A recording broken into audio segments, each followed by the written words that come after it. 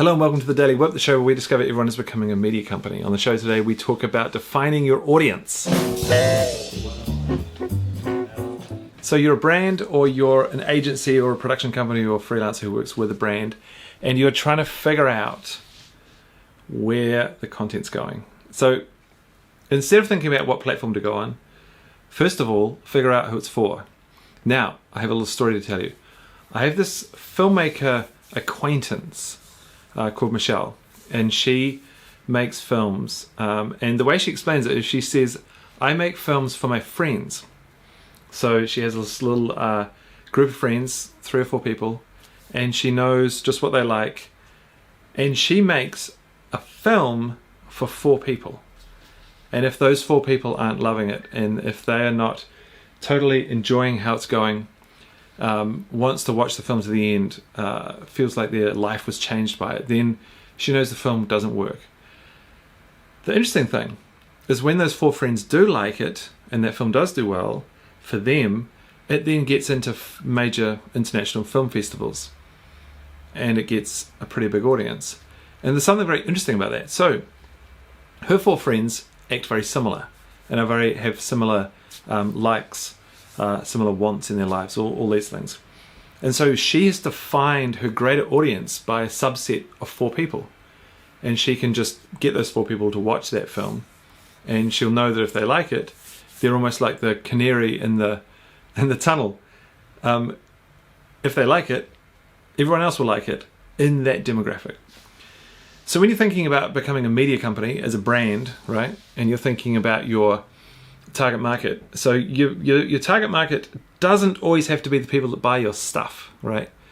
You might have a target market who is the influencer of the buyer of your product. So you might say, I don't know, say you were targeting young women, right? Targeting young women who hang out on, say, Facebook or Instagram or Snapchat or something. You were targeting them because they were then going to influence a sale inside a company who is a different demographic that you can't capture at that point in time, right? So in that company, the decision makers might be older women, older men who have got the purse strings in that company, who are going to make those decisions around what they're going to buy. But they get influenced to buy whatever it is by these people that you've captured on these platforms that they don't go to, because you know that the cost to acquire through those channels is far greater than the cost to acquire through the channels to get to those other people. A little bit convoluted, but bear with me. So if you think about the type of person, so we've said it's young women, it could just be young people, right? Say it's young women, and you know the type of persona they are. You know what they like, what they don't like, where they hang out, what they like doing, what they don't like doing, all these things. And then you can find a little group of those people, almost like a test audience like Michelle has for her film, that happen to be her friends. Get this little test audience, and then figure out just what they like. And then basically, like I said yesterday with the iteration, is that figure out the type of content that you could produce for that subset. And once they're loving it, once that tiny group is loving it, you know that it will basically work further. And at that point, you've then basically created your target market, and everyone's trying to become a media company. But what they're maybe not thinking totally is that a media company does a lot of stuff which is very hard, like defining the audience for that media, doing a whole lot of profiling, then doing test screenings, and doing a whole lot of surveying and all this stuff to figure out that the content that media company is going to push out actually works, and people do want to consume it, and they want to keep consuming it and consume it en masse, and that the market's big enough, right? So they're doing all that hard work, but that's their full-time job. And so for you, it's not your full-time job, but you still have to do it. Otherwise, you're not going to be able to compete, because remember, as we were saying, there's a finite amount of attention. You're competing with Netflix and TV and podcasts and just anything, right? There's a finite amount of attention. So I guess the point is, hyper-define, like Michelle does with her friends, hyper-define a very small group of people who is indicative of the greater population that you want to capture with your content. Iterate some stuff with them to the point where it's working, and they're like, yes, I love that thing you sent, yeah, it really spoke to me, da da da. Until you get into a flow and that you know why they like it. You know it's because you use this type of thing, or it's because it was this type of length and you made this type of joke, or because it was super serious and it was in black and white, or because it had no sound at all, but it was all these like weird balloons and things. And you figure out not just exactly what's in the video that they like, but you figure out the system that you've used that you can then recreate, so that it's almost like with filmmaking you have a framework that the film is based on. And the framework is almost like a skeleton. It's invisible to the audience, but you could put many different films on top of it, and they would basically work because they're using the same skeleton that the audience can't see. So once you figure out those bits that really are the framework, the methodology of how to entertain and capture and delight those types of people, you can then start to make all sorts of things under the same framework, and it should just keep working.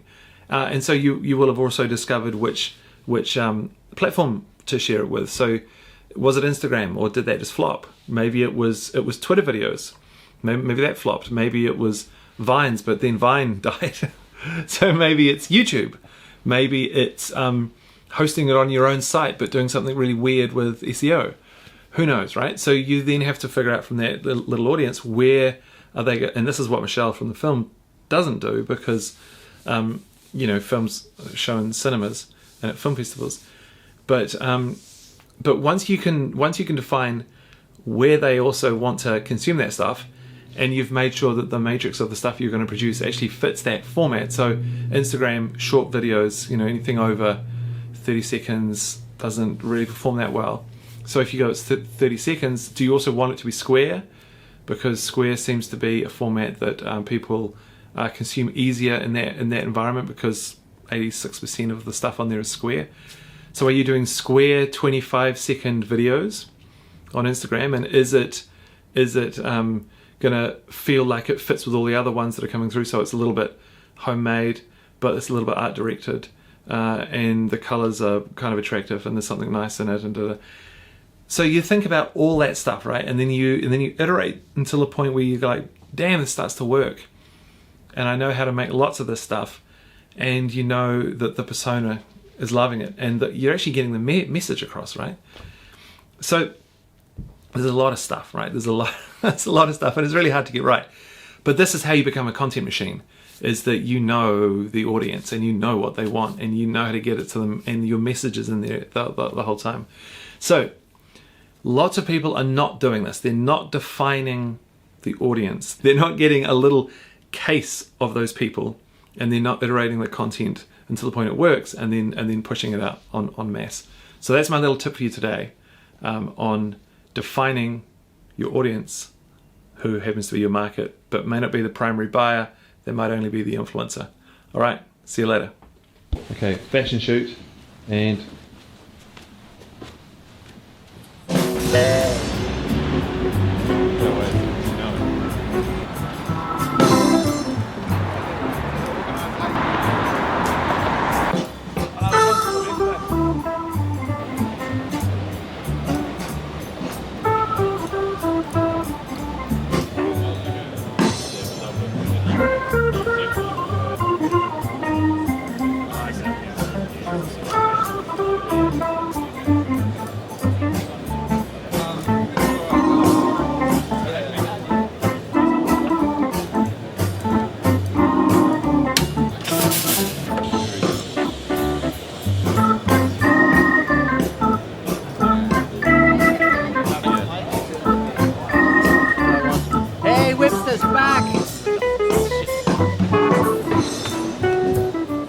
show's over, we're off to go and have drinks. What's the place called? The Piermont Bridge Hotel. The Piermont Bridge Hotel, Sydney. This way. Let's get out of here. All our feet are absolutely ruined. Guys, can you even walk anymore? No. I'm good actually, I'm fine.